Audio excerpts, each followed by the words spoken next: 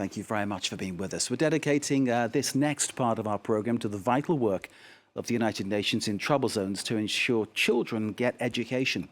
We're focusing on Nigeria in the northeast of the country around the city of Maiduguri. The Islamist extremists of Boko Haram terrorized the region. Perhaps their most spectacular and shocking crime was the kidnapping of some 276 schoolgirls from their classrooms in a place called Chibok. You may well remember it was all over the news at the time. Well, we're joined now by the Executive Director of UN Education Cannot Wait. She's Yasmin Sharif. Yasmin, thank you very much for being with us. How tough a task is it for young people affected by years of terrorism to get back to the business of learning and creating their future? Thank you very much for having me. Well, the northeast part of Nigeria is seriously a dangerous area for young children, boys and girls, as a result of the insurgency caused by Boko Haram and splinter groups.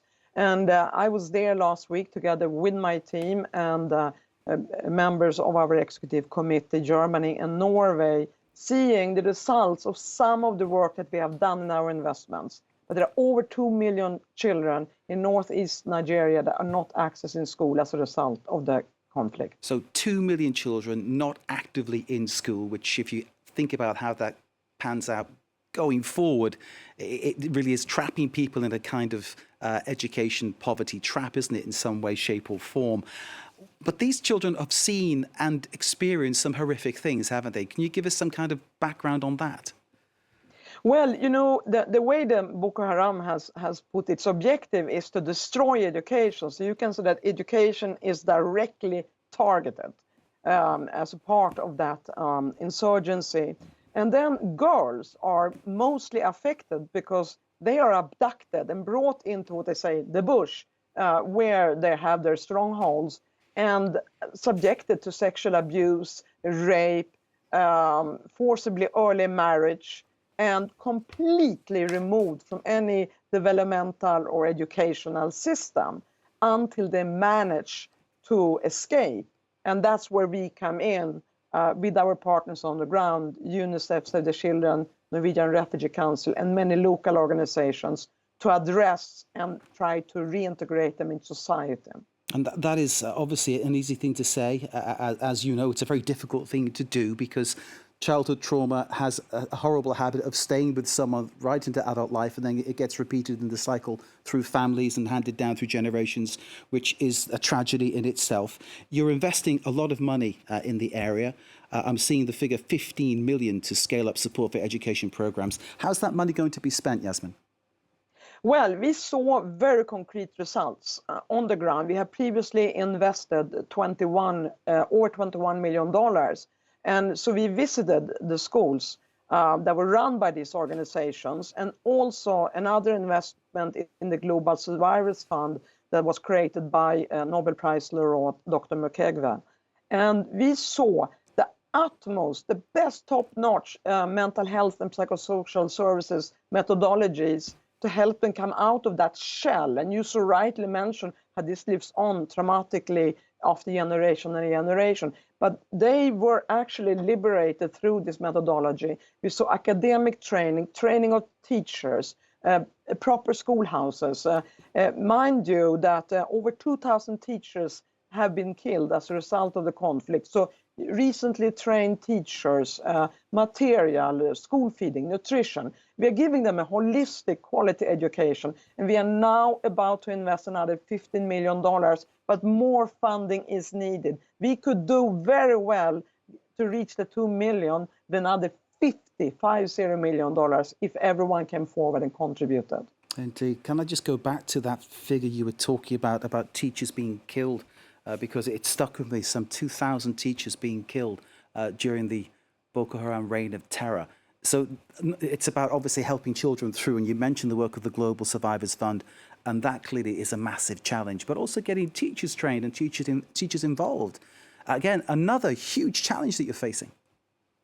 Well, you know, Nigeria is still, it's a strong country, apart from the northeast, where you have the crisis and the conflict.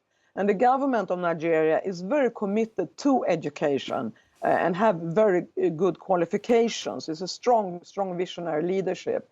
And the local population, they want to challenge Boko Haram. They want to empower the girls. They want to empower the boys. So there are many potential teachers that are currently being trained and are being invested in to take on the role. But yes, it's a huge tragedy to lose 2,000 teachers. But the Nigerian people in the Northeast and the rest of the country are very strong people. And that leads us to the AU ambition for 2024 declaration, education in Africa for the 21st century. It certainly applies to Nigeria among many others. We've seen propaganda footage of the Boko Haram leader Shekau, who may or may not be alive. We're not sure where he is right now. We understand he's probably dead, but we know that the influence of Boko Haram may still exist in certain places. Is that threat still there? Is that something you felt when you were in the region? I cannot say that I felt it when I was in Maiduguri. However, based on discussions with United Nations security and colleagues on the ground, it appears that they are splitting up and are not as strong as they used to be.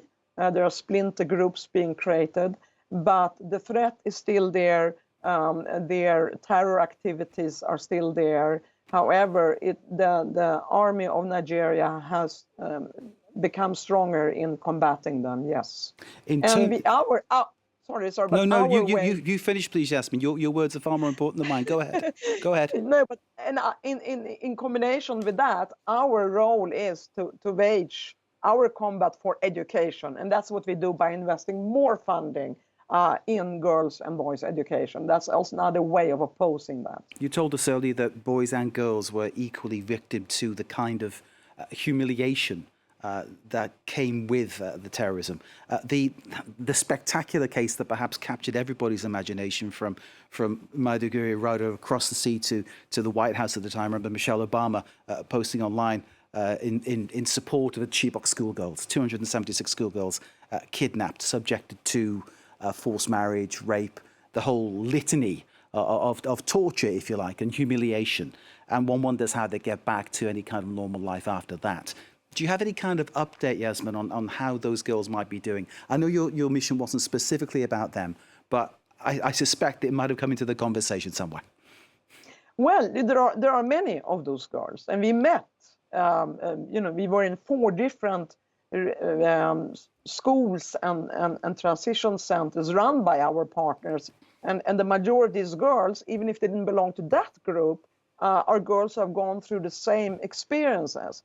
And I can say I was hugely impressed to see they had arrived very subdued. They had been out in no man's, under no support from government-controlled areas, living in the forests or in the jungles, and come out of that very deeply traumatized. And now we saw them going through the education in the school, confident, like queens. These girls were like queens, and they were strong, and they are going to be the future leaders. And you could see that confidence and the results of the impact of the education investments that we have done with the partners that I have mentioned. And the same applies to the boys. I mean, they may not be sexually abused, some are, but they also they're forcibly used to bear arms and be mobilized into this terror organization, and to let go of that and become productive members of the society, and to see them enjoying learning. These are amazing, fantastic testimonies to what we can do if we invest in education. Yasmin, your words are sending shivers down my spine. This idea that you've met the girls, they've come back, and to use your word, you say they're like queens now. They're really starting to be confident, stride forward. Do you see them maybe going forward in that way, bringing people with them, educating those who suffered as well, and really becoming leaders, becoming real community leaders? Is that what you're saying? Absolutely. I mean, when we went to the Global Survivors Fund, and I just mentioned one of them, all of those working there are survivors themselves. So they survived, they recovered, and they became even stronger. And now they are receiving abducted girls who have escaped.